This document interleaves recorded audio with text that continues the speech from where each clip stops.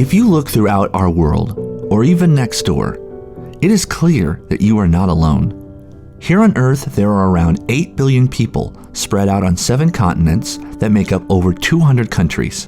Within these countries, roughly 6,500 languages are spoken.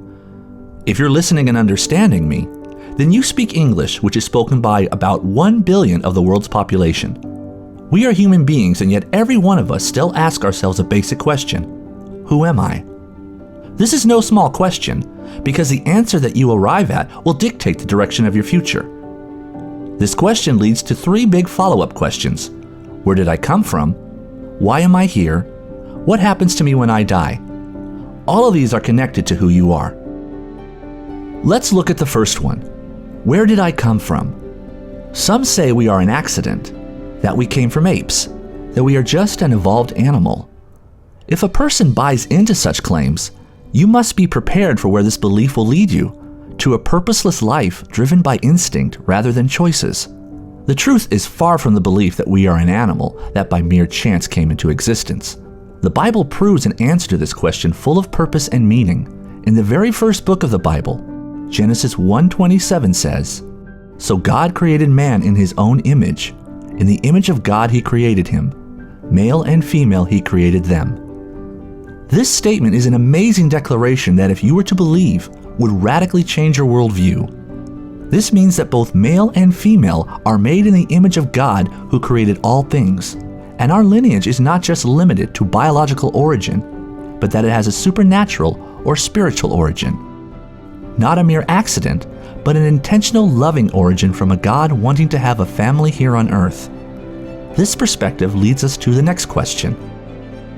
Why am I here? This is connected to our origin. Let's look at a similar text in Genesis 5:3. When Adam had lived 130 years, he fathered a son in his own likeness, after his image, and named him Seth. Seth was Adam's son because he was after his likeness and image. Many times in life you will meet a friend's father and will see the similarities in the family that your friend comes from. To answer the question of why am I here, we are here to live our lives as children of God. However, we must take something into account when likening ourselves to our Creator. We must understand that we live in a fallen world and man has become corrupted. He created a world that is perfect, no death, but we messed it up and we have lost much of the likeness of our Creator because of our choice to sin. If we were still in His image and likeness, we could call Him Father.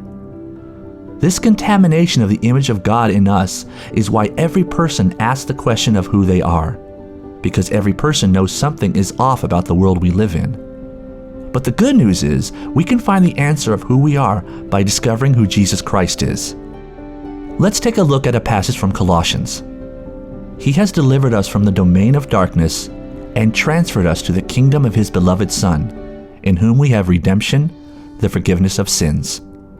He is the image of the invisible God, the firstborn of all creation. This text is speaking of Jesus Christ, how He is the perfect Son who is the image of God. Another important text states, "But to all who did receive Him, who believed in His name, He gave the right to become children of God." This passage is saying that those who receive Jesus Christ are given the right to become sons and daughters of God. This is amazing news. We are here to be reconciled back to God through His Son, Jesus Christ. Those that accept this gift become children of God and are restored to the image of God. So, who are you? You are made by God to be a child of God, which means that your identity is revealed in knowing who Jesus Christ is and, as a result, learning about God. In fact, a man in the Bible named Philip who dared to ask questions like these was told by Jesus, "Whoever has seen me has seen the Father." Let's cover the final question. What happens to me when I die? As believers in Jesus, we all eagerly await the return of Jesus because it is at this moment that we truly become who we were meant to be. Let's look at an important truth in Romans 8:23.